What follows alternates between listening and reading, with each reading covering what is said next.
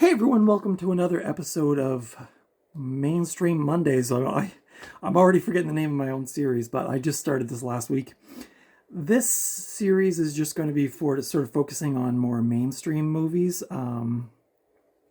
This one's a weird one. It could fit into cult movie. It probably could fit into Fright Friday as well, but I picked it for the mainstream movie because it is a Robert Mitchum and Shelley Winters picture.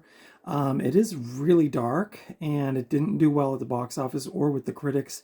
But it is what it is for today. It's my mainstream Monday movie, The Night of the Hunter. So I'll be talking about production, cast and crew, critical response, all that jazz. So I hope you stick around and watch this review. Thank you to everybody who has recently subscribed. I think I'm over the 450 mark now, which is amazing. So thank you to everybody who has decided to join my channel. I love it. I love having you here, and I hope you enjoy all my reviews. I'm trying to show off more of my movies and less of my room. I do need to, I'm thinking recently, like I was rewatching some of my videos, I do need to do like an overhaul to make my videos look more fun or hip or something. I don't know. I feel like I'm in just like in, it's like a cable access TV show or something. I guess that's pretty close to what it is, but anyway, today we are talking about this movie, Night of the Hunter, The Night of the Hunter, I should say. This is a thriller from 1955. It was directed by Charles Laughton. This is his only directing credit, although he did do quite a bit of acting away from directing films. This stars, as I mentioned, Robert Mitchum, Shelley Winters, and Lillian Gish. So a pretty good lineup of actors in this film. The synopsis for this film is, oh dear, I lost my place. Hold on. A self-proclaimed preacher marries a gullible widow whose children are reluctant to tell him where their real dad hid $10,000 that he had stolen in a robbery. That is a very simplistic synopsis, but it is actually pretty accurate to what the movie actually is. The production on this film, the novel and film, draw on a true story of a person named Harry Powers, who was hanged in 1932 for the murder of 2 widows and 3 children in Clarksburg, West Virginia. So I did not know that until researching this movie for this review. Despite receiving negative reviews upon its original release, it has been positively reevaluated in later decades and is now considered one of the greatest films ever made. So, you know, I guess I'm okay to pick it for my mainstream Mondays movie review. But yeah, this movie was not well received when it first came out, and I'm going to get to that in a minute. It was selected for preservation in the United States National Film Registry in 1992. Throughout 1954, producer Paul Gregory worked with the Production Code Administration to change the script to meet the guidelines of the Production Code. There was much concern about depicting a preacher on screen as an evil person, and Gregory made an effort to make the character of the preacher, played by Robert Mitchum, not appear to be a real ordained minister. Eventually, the script was approved, but Protestant groups who had read the script continued to object to the film's production. The Roman Catholic Diocese of Cheyenne denied the film's release, and Gregory wanted to put together a lawsuit against them, but the studio would not allow him to do that. It's just wild what stuff went on back in the day, and I think I've talked about this in my reviews before, but you know, even when I was like in my late teens, early 20s working at record stores, like we weren't allowed to sell Slayer tapes to like kids under 16 or whatever. And it's probably sounds really strange to people who grew up after that era, or even in this era of the 1950s, that people that it was so like restricted, and people were so against stuff, and you had to fight just to like be creative and stuff. And it really is wild how far we've come, because some of the stuff that comes out now would never have gotten made back in this time. And really, when you watch this movie, as cool and weird and dark as it is, you know, it's not like you're watching something like really, really extreme. Principal photography of The Night of the Hunter began on August 15th and ended on October 7th of 1954, a total of 36 days of shooting. Rather than shooting with traditional takes, Laughton, the director, had the crew only slate at the beginning of each reel of film and let the camera roll continuously until the reel ran out. This was so that he could direct the actors without waiting to reset the camera and sound equipment, not unlike the way silent films used to be directed. According to actress Lillian Gish, Laughton was very unsure of himself on the set, and this was his first time directing a film, and when someone would give him a suggestion, he would start talking about his fears that his whole vision was wrong.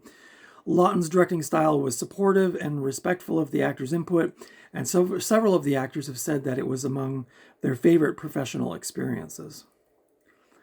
Laughton, the director, drew on the harsh, angular look of German expressionist films in the 1920s, which is especially noticeable in the art direction by Hilliard Brown. The Night of the Hunter, the movie we're talking about, was released on DVD by MGM Home Entertainment in the year 2000. On November 16, 2010, the film received a Blu-ray and DVD by the Criterion Collection in association with the University of California, Los Angeles Film Archive. Kino Lorber released a 4K last year as well. Now, allegedly, I read online that in 2020, it was reported that Universal Pictures was working on a remake of the film set in present day. I cannot attest to that, whether that's still greenlit or whatever, but I kind of hope they don't. Just leave it be, for God's sake, with the remakes. The movie cost $795,000 to make. That was the production budget. And at the box office, it only made $5,460. So, which leads us into the critical response. The Night of the Hunter was a failure with both audiences and critics at its initial release. Laughton took the failure of his first film personally and never attempted to make another film, which is a real shame because, like I said earlier, some people consider this one of the greatest films ever made. Life magazine summed up the film, quote, "If sometimes it strains too hard at being simple and winds up being pretentious, it still is one of the year's most interesting and provocative films," unquote. The Legion of Decency, whatever that is, gave the film a B because it degraded marriage, and the Protestant Motion Picture Council rated it, quote-unquote, objectionable, saying that any religious person would be offended by it. The film was also banned in Memphis, Tennessee by the city's head of censorship, lovely gentleman named Lloyd Binford. I'm sure he was just wonderful. Great Britain rated the film adults only. Now, over the time, The Night of the Hunter has been reassessed, and it is now an undisputed classic. It began as a cult film with a small group of fans and regularly played at museums and in revival houses. Its popularity grew to a new generation of folks who were exposed to the film when it played on television. On Rotten Tomatoes, the film currently has an approval rating of 93%. So thank God that there was some people out there who, saw the brilliance in this film and, kept it alive. And, Criterion to carry it, obviously that's a big deal because they're very selective about what films they have in their catalog. But anybody who's seen this movie, and maybe it's hard for me to imagine what it would have been like in 1955 to see this, but I've only seen this movie now twice, and both times I was completely floored. This movie is, my thoughts on this film. The acting is crazy. I mean, Robert Mitchum is so scary in this movie, but like in such a subtle, unassuming way, but he's so evil in a kind of quiet, sort of slowly stalking these kids in the film. I think this is just a great film. Again, going back to what I said earlier about the camera work, the angular kind of like German expressionist kind of film angles that they used and stuff like that. The sets as well. I remember watching this, and there's a lot of like kind of like wide shots of like people running across a field, like with the moon behind them.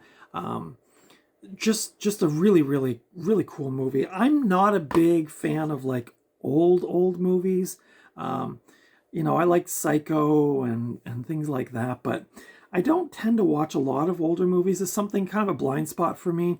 And I have been thinking more recently I would like to try to change that, because I think there are a lot of movies that I've missed that I probably would like.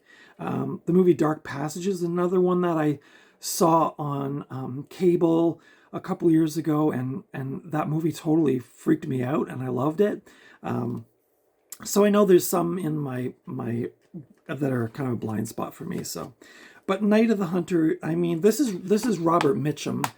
The kids are really good in the movie as well as Shelley Winters, but to me, Robert Mitchum takes the cake in here. His portrayal of the preacher is truly bone-chilling, and I don't like to use those kind of cliche terms, but he really is spooky in this movie, and it's basically just him trying to catch these kids and get the money. It's not a really deep plot, but it's interesting, and I think the way it was shot and the acting just sort of amplifies that beauty to this film. If you've never seen this film, I highly recommend it. It's free on Tubi, of course. Everybody loves Tubi. You can rent it on YouTube, Google Play, Amazon, and Apple TV. But if you don't want to pay for it, you can check it out for free on the Tubi app, Tubi, if you're not familiar with that. This DVD, guessing, is the one I mentioned earlier. This is the 2000, the year 2000 MGM DVD release. It's rated 14 in Canada. This is black and white from 1955. It's 1 hour, 33 minutes long. The special features for this DVD are a collectible booklet as well as original theatrical trailer. So let's have a look inside at the collectible booklet, because I'm really interested in that. So here we are inside. This is the booklet. That's the tattoos on Robert Mitchum's fingers, love, hate. I guess it is kind of a booklet. It's just a one-pager folded in half. It has some details about the movie. Let's see, I'll read one of them. We'll see what it says. Celebrated leading man Robert Mitchum was the only actor considered for the role of the stalking, malevolent Harry Powell.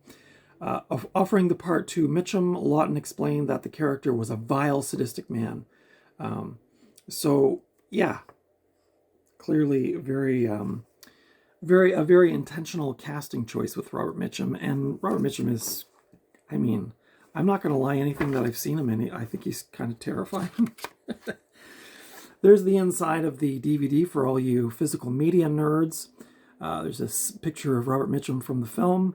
This is an ex-rental from, I'm just noticing, from Movie Gallery.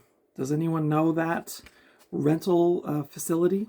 If you look, it's kind of cool, actually. It's like, I don't know if I can get it, but it's like imprinted on the disc. So yeah, I picked this up for $2 at a record store that used to exist very close to me. It actually just closed a couple of weeks ago, which was very sad. Bad Eyes Gallery record shop. So rest in peace to that store. But I did pick this up for $2, which was, to me, was a steal. In fact, I almost wanted to give them more for it. I don't know how rare this is, but I haven't seen this in all my years of thrifting, which is now officially 4 years of thrifting. I did see it on VHS one time, and I passed on it, and I immediately regretted it. So I was happy to add this to my collection. But yeah, that's the back there. There's some scenes. There's a picture of Robert Mitchum there, and really kind of captures like just his single-mindedness to get the money, and he's just so terrifying. What did Pauline Kael say? Pauline Kael called it one of the most frightening movies ever made. So if you know Pauline Kael and you respect her reviews, then she's pretty spot on as far as I can tell. But yeah, this movie is really scary. Dark, black and white, 50s Robert Mitchum preacher kind of religious overtones, stalking two kids to get money out of them. The kids are terrified of him. Like, I'm not going to lie, this movie's really dark. But it kind of blows me away that it got, such bad reviews when it came out. But like I said earlier, I'm glad it, eventually people did realize how amazing it was, and it has received some love since the 1950s. But that's my thoughts on The Night of the Hunter. Let me know what you thought of this film. Did you like it? Did you not like it? Have you not seen it? You can watch it for free on Tubi. Everybody can watch free stuff on Tubi, so go check it out. Tubi, The Night of the Hunter. And go check it out, because even if you're not a big fan of black and white movies or 50s movies or like old time movies, I think you would still like this if you like thrillers, even if you like kind of like dark. I would hesitate to call it a horror movie, obviously, but a very, very dark thriller. So go check it out. That's my thoughts on that film anyway. I will definitely be revisiting this over the years. But let me know your thoughts on The Night of the Hunter in the comments below. I'd love to hear from you. Thank you to everybody who's commented and liked and subscribed recently. I really appreciate your support. And I hope you're digging this new series, Mainstream Mondays, which will be not cult movies, not horror movies, but kind of more like mainstream movies. Though, I mean, this, you could argue, is a cult movie, and you could also argue could be sort of thrown into my Fright Friday series, but today it's on Mainstream Mondays, so maybe if I revisit it in a couple of years, I'll do it as a cult movie or something. But yeah, so let me know your thoughts on that. You can follow me over on Instagram at Night Owl Video, and consider subscribing if you haven't already. Consider giving me a thumbs up if you like this review or this kind of content. And this week, coming up actually tomorrow, I'm doing the cult film I Spit on Your Grave. And then on Friday, for Fright Friday, I'm doing Splatter University, a real treat for the senses, of course. So be sure to check those out coming up later this week. Yeah, and that's about it for today. So until next time, I will see you at the video store or at the thrift store or just out and about somewhere, but hopefully I will not see you out in the dark being chased by Robert Mitchum, because that would be really scary. Take good care of yourselves until I see you again. I love you, and I'll see you in the next video.